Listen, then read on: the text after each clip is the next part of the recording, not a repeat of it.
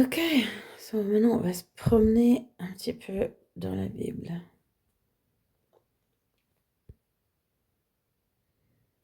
Mhm. Deutéronome 7. Lorsque l'Éternel, ton Dieu, t'aura fait entrer dans le pays où tu te rends pour en prendre possession, et qu'il aura chassé devant toi de nombreux peuples, les Hittites, les Girgasiens, les Amoréens, les Cananéens, les Phérésiens, les Héviens et les Yébousiens, ces 7 peuples, plus nombreux et plus puissants que toi, lorsqu'ils... Deutéronome 7. Lorsque l'Éternel, ton Dieu, t'aura fait entrer dans lorsqu'il te les aura livrés et que tu les auras vaincus, tu les extermineras totalement pour les vouer à l'Éternel. Tu ne concluras pas d'alliance avec eux, et tu n'auras pour eux aucune pitié. Deutéronome 7. Lorsque l'Éternel tu ne t'uniras pas avec eux par des mariages, tu ne donneras pas tes filles à leurs fils, et tu ne prendras pas leurs filles pour tes fils. Car ils détourneraient de moi tes enfants, qui iraient rendre un culte à d'autres dieux. Ma colère s'enflammerait alors contre vous, et je ne tarderai pas à vous exterminer. Voici au contraire comment vous agirez à leur égard. Vous démolirez leurs autels, vous briserez leurs statues, vous abattrez leurs pieux sacrés voués à la déesse Ashéra, et vous brûlerez leurs idoles sculptées. Tu es, en effet, un peuple saint pour l'Éternel ton Dieu. Il t'a choisi parmi tous les peuples qui se trouvent sur la surface de la terre pour que tu sois son peuple précieux. Si l'Éternel s'est attaché à vous et vous a choisi, ce n'est nullement parce que vous êtes plus nombreux que les autres peuples. En fait, vous êtes le moindre de tous. Mais c'est parce que l'Éternel vous aime et parce qu'il veut accomplir ce qu'il a promis par serment à vos ancêtres. C'est pour cela qu'il vous a arraché avec puissance au pouvoir du Pharaon, roi d'Égypte, et qu'il vous a libéré de l'esclavage. Reconnais donc que l'Éternel, ton Dieu, est le seul vrai Dieu, un Dieu fidèle à son alliance, en témoignant de l'amour pour 1000 générations envers ceux qu'il aime et qui obéissent à ses commandements. Mais il rend directement leur dû à ceux qui le haïssent et il les fait périr. Sans tarder, il paie de retour directement ceux qui le haïssent. C'est pourquoi, obéissez aux commandements, aux ordonnances et aux lois que je vous donne aujourd'hui et appliquez-les. Car si vous prêtez attention à ces lois, si vous y obéissez et si vous les appliquez, l'Éternel votre Dieu tiendra l'engagement de vous aimer, qu'il a pris par serment en concluant une alliance avec vos ancêtres. Il vous aimera, vous bénira, vous rendra nombreux, et il bénira vos enfants. Il vous bénira par tout ce que produiront vos terres, votre blé, votre vin nouveau, votre huile fraîche, et en accroissant les portées de votre gros et de votre petit bétail sur la terre qu'il a promis par serment à vos ancêtres de vous donner. Vous jouirez de plus de bénédictions que tous les autres peuples, et il n'y aura chez vous ni homme, ni femme stérile, ni bête stérile dans vos troupeaux. L'Éternel vous préservera de toute maladie. Il ne vous infligera aucune de ces terribles épidémies qui ont frappé l'Égypte, comme vous le savez. Il les enverra à tous ceux qui vous haïssent. Vous supprimerez tous les peuples que l'Éternel votre Dieu livrera en votre pouvoir, sans avoir de pitié pour eux. Vous ne rendrez pas de culte à leur Dieu. Ce serait un piège pour vous. Peut-être te diras-tu, ces peuples sont plus puissants que moi, comment pourrais-je les déposséder? N'aie pas peur d'eux. Souviens-toi seulement de ce que l'Éternel ton Dieu a fait au Pharaon et à toute l'Égypte. Rappelle-toi les terribles épreuves que tu as vues de tes yeux, les signes miraculeux et les prodiges, et le déploiement de puissance par lesquels l'Éternel ton Dieu t'a fait sortir d'Égypte. L'Éternel, ton Dieu, traitera de la même manière tous les peuples que tu crains. De plus, il enverra contre eux les frelons pour faire périr les rescapés qui se seraient cachés pour t'échapper. Ne tremble pas devant eux, car l'Éternel, ton Dieu, qui est au milieu de toi, est un Dieu grand et redoutable. C'est ce qu'il te les aura livrés et que tu les auras vaincus, seulement petit à petit que l'Éternel, ton Dieu, chassera ces peuples étrangers devant toi. Tu ne pourras pas les éliminer d'un seul coup, sinon les bêtes sauvages se multiplieraient dangereusement chez toi. L'Éternel, ton Dieu, livrera ces peuples en ton pouvoir et les mettra en déroute jusqu'à leur destruction totale. Il te livrera leur roi et tu feras disparaître leur nom de dessous le ciel. Personne ne pourra te résister. Tu les extermineras tous. Vous brûlerez les statues de leurs dieux. Ne cède pas à la tentation de récupérer l'argent ou l'or qui les recouvre. Ne le prends pas. Cela pourrait constituer un piège pour toi, car c'est une abomination pour l'Éternel ton Dieu. Tu n'introduiras donc pas dans ta maison une abomination, car tu te mettrais avec elle sous le coup de la malédiction. Tu la tiendras pour une chose réprouvée, tu l'auras en abomination, car elle est sous la malédiction. Deutéronome 7. Qu'est-ce que je comprends de ce texte? Première des choses, c'est que les Hittites, les Girgasiens, les Amoréens, les Cananéens, les Phérésiens, les Éviens et les Yébousiens n'existent plus. Donc ce sont 7 peuples qui existaient, qui n'existent plus. Jusqu'à récemment, donc récemment, pour moi c'est il y a 20 ans en arrière, on rejetait toute existence de ces peuples et tout d'un coup on s'est rendu compte que les Hittites avaient existé, donc que la Bible disait vrai. Il y a donc un ordre ferme et définitif de ne pas s'allier avec eux. Ce sont des peuples sales. tu n'auras aucune pitié. Tu ne t'uniras pas avec eux par des mariages. Ils détourneraient de moi tes enfants et iraient rendre un culte à d'autres dieux. Ma colère s'enflammerait alors contre vous, et je ne tarderai pas à vous exterminer. C'est pas une histoire très drôle, tout ça. Le père n'estime pas qu'il doit prendre des gants pour lui dire ce qu'il pense. Et le père ne tourne pas autour du pot sur ce qu'il pense de ce genre de culte et sur son avis sur ces populations. Il n'y a rien de caché. C'est impossible de ne pas comprendre ce qui est écrit ici. C'est clair, c'est net. Vous briserez leurs autels, vous abattrez leurs pieux sacrés voués à la déesse Asherah. Alors là, on se dit, qui est la déesse Asherah? Brûlez leurs idoles sculptées. Donc, ceci est une abomination. Il leur dit, tu es un peuple en effet saint pour l'Éternel ton Dieu. Voilà, donc, ce qui se passe, c'est que ici, il ne faut pas juste voir le fait que Dieu est violent avec ça. Il faut comprendre pourquoi. Et là, il faut commencer à rentrer dans l'archéologie et dans le culte des civilisations anciennes. Voilà, donc c'est un sujet qui doit être mené avec les gens qui s'y connaissent. Moi, je suis sûre que si vous cherchez, vous trouverez des gens qui parlent de ça. Il faut savoir quand même que c'est ni plus ni moins de la... bon, on va pas parler de ça ici, simplement Dieu, il a d'autres endroits dans la Bible où il en parle. Ça demande une recherche beaucoup plus complète. Là, on va lire... Deutéronome 13. Vous obéirez à tout ce que je vous commande, et vous l'appliquerez sans rien y ajouter et sans rien en retrancher. Peut-être un prophète apparaîtra-t-il un jour parmi vous, ou un visionnaire qui vous donnera un signe miraculeux ou vous annoncera un prodige. Si le signe ou le prodige annoncé s'accomplit, et s'il vous dit « Allons suivre d'autres dieux que vous ne connaissez pas et rendons-leur un culte », vous n'écouterez pas les paroles de ce prophète ou de ce visionnaire, car l'Éternel votre Dieu se servira de lui pour vous mettre à l'épreuve, afin de voir si vous l'aimez réellement de tout votre cœur et de tout votre être. C'est à l'Éternel votre Dieu que vous rendrez un culte, c'est lui que vous craindrez. Vous obéirez à ses commandements, vous l'écouterez. C'est à lui seul que vous rendrez un culte, et c'est à lui seul que vous vous attacherez. Quant à ce prophète ou ce visionnaire, il sera puni de mort pour avoir prêché la désobéissance à l'Éternel votre Dieu, qui vous a fait sortir d'Égypte et vous a libéré de l'esclavage, car il aura voulu vous entraîner hors du chemin que l'Éternel votre Dieu vous a ordonné de suivre. Ainsi, vous ferez disparaître le mal du milieu de vous.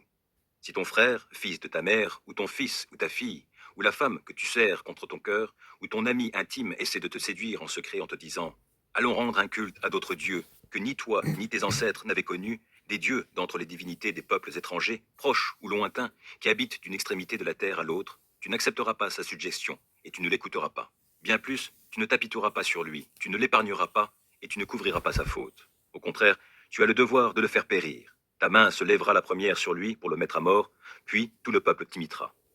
Tu le lapideras pour le faire mourir, parce qu'il a cherché à te détourner de l'Éternel ton Dieu, qui t'a fait sortir d'Égypte, où tu étais esclave. Tout Israël l'apprendra, et sera saisi de crainte, et l'on ne recommencera pas à commettre un tel méfait au milieu de vous.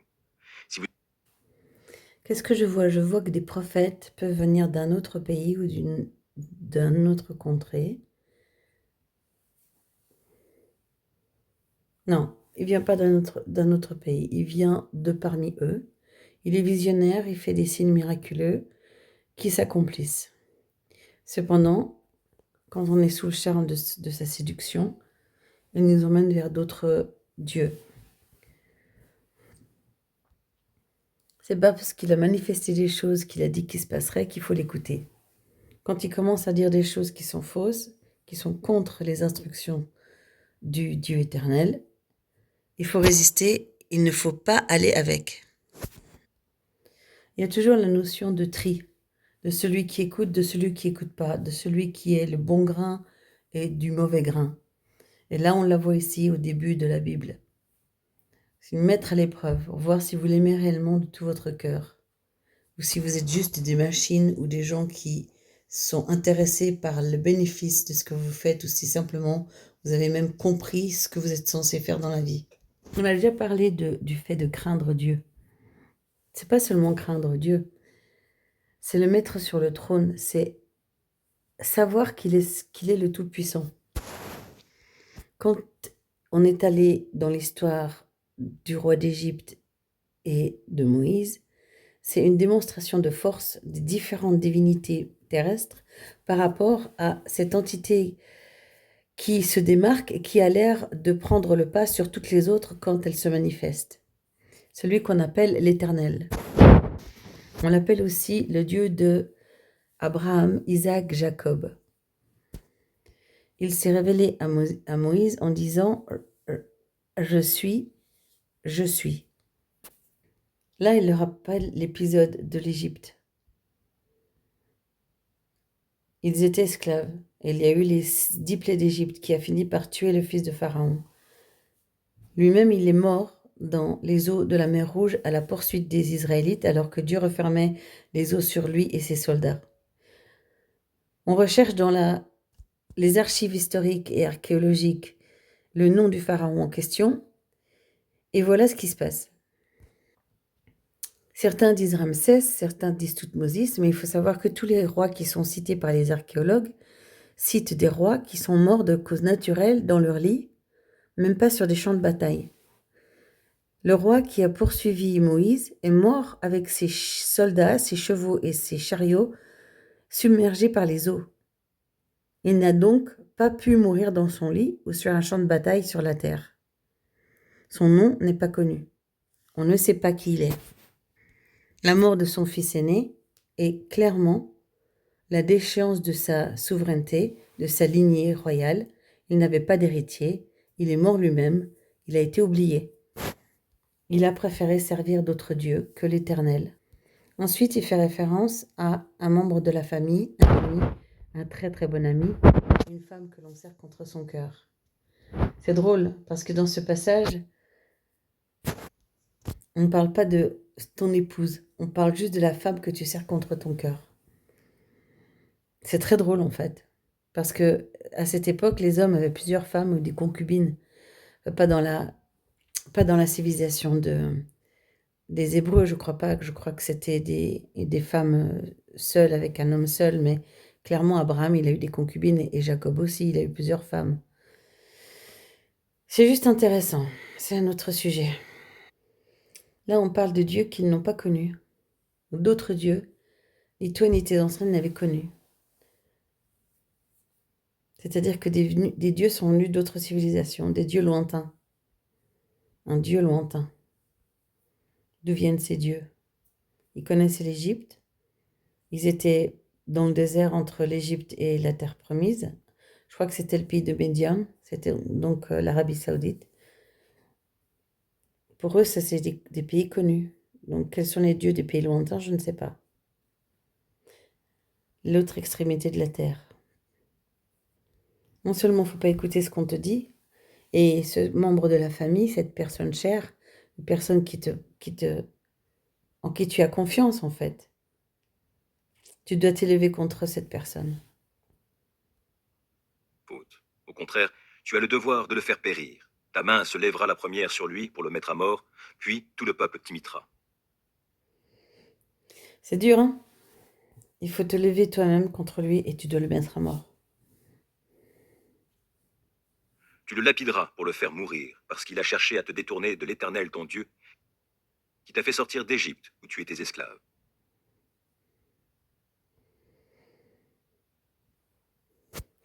Il faut savoir qu'ils étaient esclaves, ils n'étaient pas seulement esclaves physiques, ils étaient esclaves spirituels. Ils étaient complètement soumis au joug des Égyptiens, à leur culture et à leurs dieux. Ils n'avaient rien à dire, ces gens-là. On ne leur demandait pas leur avis. Ça ne m'étonnerait pas qu'on leur interdise également de faire le culte à leur propre Dieu, à leur propre civilisation. Et Dieu est en train de leur dire, maintenant vous êtes un peu plus libre. Il y aura des gens qui viendront pour essayer de te remettre sous un joug. Ce n'est pas le joug que j'ai voulu pour toi. Alors, refuse-le avec hardiesse. Quand on met quelqu'un à mort, ça veut dire que c'est une question de vie et de mort. C'est une question de vie et de mort spirituelle. On rigole pas là, on n'est pas en train de s'amuser. On n'est pas en train de dire ah oui, mais. Oui, Dieu, c'est un Dieu méchant. Non, c'est pas Dieu qui est un Dieu méchant. C'est le culte à d'autres dieux qui est dangereux pour pour cette population. Tu préviens pas ta famille aussi gaillardement et aussi vaillamment et aussi strictement que s'il y a un danger de mort. C'est ça que les gens ne voient pas. Les gens ne voient pas l'essentiel du message. C'est que d'aller vers d'autres dieux, c'est dangereux pour toi. Et tu n'as pas à le faire parce que c'est toi qui te mets en danger. On va finir le chapitre. Vous entendez dire que, dans l'une des villes que l'Éternel, ton Dieu, vous donne pour y habiter, des vauriens de votre propre peuple ont entraîné les habitants en disant « Allons rendre un culte à d'autres dieux que vous ne connaissez pas. » Vous ferez des recherches, vous mènerez une enquête approfondie en interrogeant les gens avec soin. Si la chose est vraie, s'il est établi qu'une telle abomination a été commise chez vous, vous ferez périr par l'épée tous les habitants de cette ville ainsi que le bétail. Vous la détruirez avec tout ce qu'elle contient, pour la vouer à l'Éternel. Vous rassemblerez toutes ces richesses au milieu de la place, et vous brûlerez entièrement la ville et tous ses biens pour l'Éternel votre Dieu. Elle restera pour toujours un monceau de ruines et ne sera plus jamais rebâtie. Vous ne mettrez la main sur rien de ce qui, voué à la malédiction, a été détruit, afin que l'ardente colère de l'Éternel s'apaise. Il vous accordera sa compassion, et vous fera grâce en vous rendant nombreux, comme il l'a promis à vos ancêtres, si vous l'écoutez pour obéir à tous ses commandements que je vous transmets aujourd'hui et pour faire ce qu'il considère comme juste. Alors, ce qui se passe dans ce contexte-là, c'est que les gens, en fait, avaient le risque spirituel d'être dénaturés. En fait, ce qui n'est pas dit dans ce texte, c'est que lorsque l'on fait un culte à des divinités, on entretient en fait des relations de sorcellerie et de possession démoniaque. On se prête à des jeux qui ouvrent notre âme, qui créent également des traumatismes, qui font rentrer les démons dans le cœur des gens. Et en fait, ces gens étaient possédés. Et il n'y avait pas de possibilité de les délivrer. Et donc, en fait, on laissait la possibilité au monde démoniaque de rentrer et de diriger la société et de prendre le dessus. Ça entraînait toutes sortes de péchés, parce que dans les cultes en question, il y avait des sacrifices humains, il y avait des sacrifices d'animaux, il y avait aussi des perversions sexuelles qui faisaient partie des cultes. Donc c'était pas une petite chose, c'était pas prendre les choses à la légère. On demandait aussi aux familles de dédier des membres de leur famille pour les sacrifier, des enfants et des jeunes filles ou des jeunes gens vierges. Ces cultes étaient très violents. C'était fait par des personnes violentes, des sociétés violentes. Et donc en fait, le monde dans lequel les gens évoluaient n'avait rien d'un bouquet de roses. Il restait plus que la tige où on te tapait dessus avec des épines. C'est pour ça que Dieu ne voulait pas ça pour son peuple. Et une fois que c'était contaminé, il n'y avait pas la solution pour les sauver. La repentance, mais pour ceux qui étaient contaminés, ils avaient tout dédié à ces déités, à ces, voilà, à ces déesses, ces déesses, ces démons, ces divinités. Et tout avait été dédié à ça. Et la puissance spirituelle de l'époque n'était pas celle d'aujourd'hui. Elle était très violente. Il n'y avait pas Christ dans le paradigme. Donc ces gens étaient livrés à ça. Et c'est extrêmement violent.